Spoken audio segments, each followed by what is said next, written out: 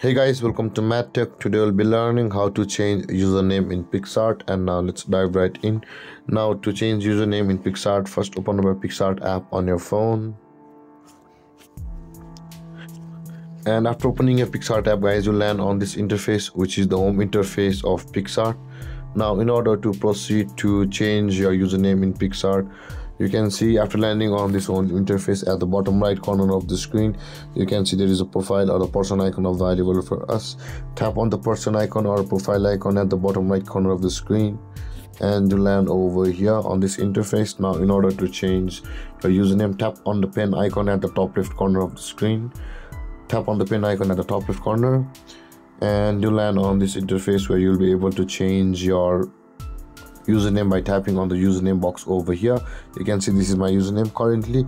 Now in order to change it, you can just make edits to your username which you want to change it to, and after that you won't be required to save. Just go back and end this, and again you can see will be required to load it, and that will be changed. And you can see, guys, my username has been changed.